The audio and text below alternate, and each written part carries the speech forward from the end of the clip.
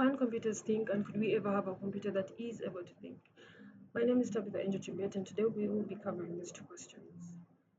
The debate on whether computers can think began with Alan Turing's paper, Computing Machinery and Intelligence, published in 1950. In this paper, he posed the questions: can computers think? This presentation explores some well-known arguments in order to provide an answer and also address whether computers could possibly be capable of thinking. Alan Turing proposed a test, commonly known as Turing's test, to gauge computer intelligence. In this test, an interrogator is placed in a room separate from a person and a machine. The only form of communication between the two and the interrogator is text-based, and the interrogator's task is to pose questions to the two respondents in order to determine who of the two is a machine. If the interrogator fails to determine which of the two is a machine, then the machine or computer is said to be behaving intelligently or exhibiting intelligent behavior. There have been many criticisms over the years concerning this test, and one of my concerns concerning this is to do with the fact that it's to do with what would happen if a computer that once passed the test fails under a new interrogator. Besides this, the test only examines one aspect of intelligence, which is the linguistic aspect of intelligence. So, what happens if an individual limited in this area happens to be the interrogator? What can be said of the results?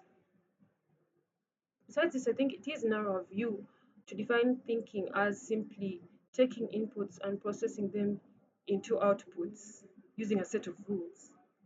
If this was so, then I do believe that the Pascaline, for instance, would be said to be thinking when mathematical computations are being made. However, I do believe that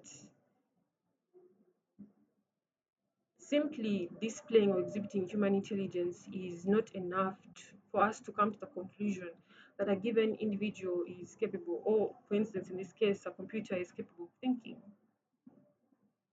So let's move on to John Searle's argument concerning this. John Searle argued that syntax doesn't equal semantics. In his thought experiment, the Chinese room argument, he claimed that simply having inputs and a set of instructions that showed us how to process those inputs into outputs does not count as thought, is not enough to count as thought. His claim was mainly directed at the advocates for strong AI, who maintain that computers are capable of thought or can think and can form opinions of their own. He also argued that without semantics, there is no intentionality. Intentionality meaning the aboutness of thought, and that intentionality requires for there to be a conscious experiment. Perhaps this is enough for us to come to a conclusion that without semantics, there is no thought. This critique applies to neuroevidence fields as well, a kind of connectionist AI used in virtual reality and 3D modeling. Neuroobedience fields or NAFs are trained to recognize patterns in images in order for them to learn a continuous function that can help them map 5D coordinates into color, to color and volume density. It can also be argued that NAFs are just like the individual in the room in the Chinese room argument. It can be argued in the sense that NAFs simply take inputs and process them into outputs in iterations in which weights are being adjusted in order to fit a certain score that has been set within the algorithm for the machine learning model.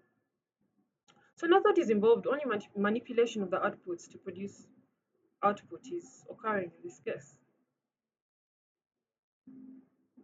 Besides this, there are limits to what aspects of human intelligence can be modeled. The existing sets of symbols and formal systems are not sufficient enough to prove certain axioms known to man, such as consciousness.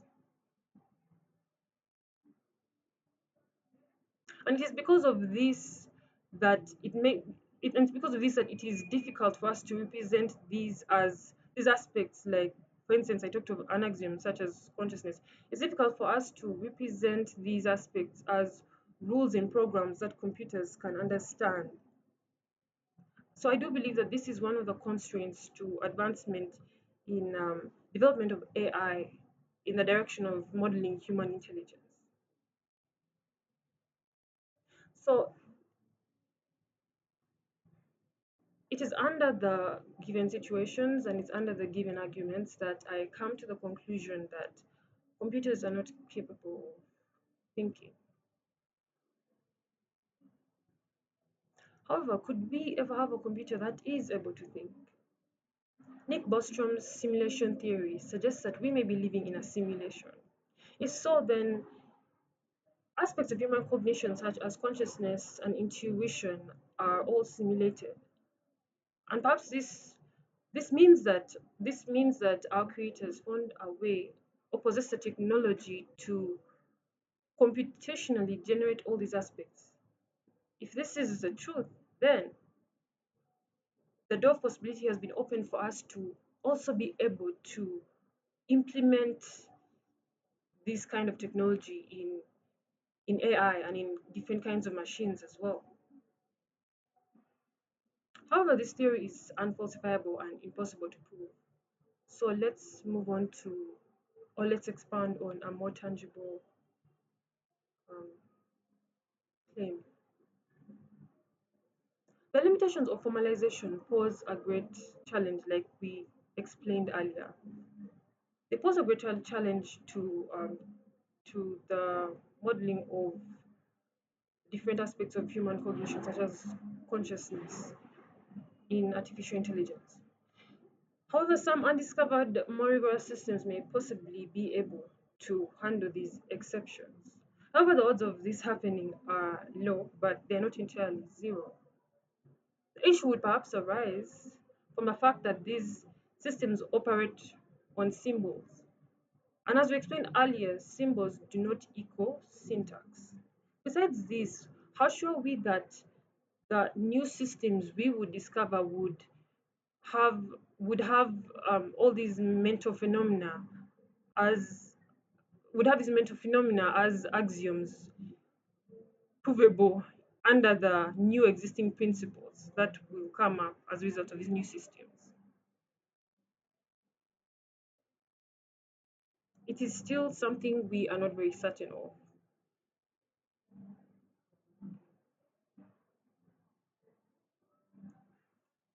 So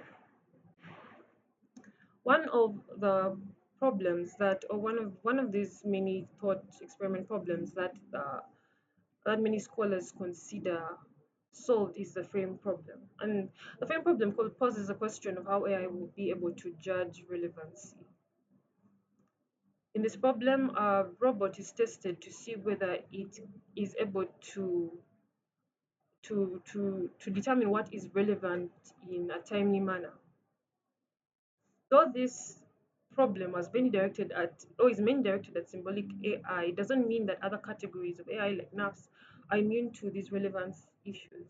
For instance, if NAFs were trained on data that contained, for instance, a light streak that came as a result of a faulty camera or due to a faulty camera, then the kind of output they would produce would contain this same light streak. This is because they are not able to judge or to know what is relevant and what is irrelevant in the input they are given. They are also not able the to understand the kind of data they're given in this input. Besides this, relevancy is also subjective and dynamic. In other words, it depends on the given individual. And even for this individual, relevancy changes from time to time. It is not static. And relevancy is also determined by an individual's experience and background. And this brings us to the question: how does one determine what is relevant when faced with a complex situation in which they need to determine what is right and what is wrong? This goes to display the or this goes to show us or display some of the gaps that still exist in our understanding of human intelligence. Human beings are fond of making certain decisions based on mental phenomena like intuition, things they're not able to explain. There is still a lot of research left to be done in this direction. It is with the arguments I have given and with the different perspectives I have been able to present that I come to the conclusion that computers are not capable of genuine thought, and it is quite plausible that they never will be. We should also note that the definition of thinking is subjective and therefore conclusions will vary depending on the individual. I choose to define intentionality and understanding as central or as a requirement for thought to be considered to be existent in a given situation or in a given for a given individual.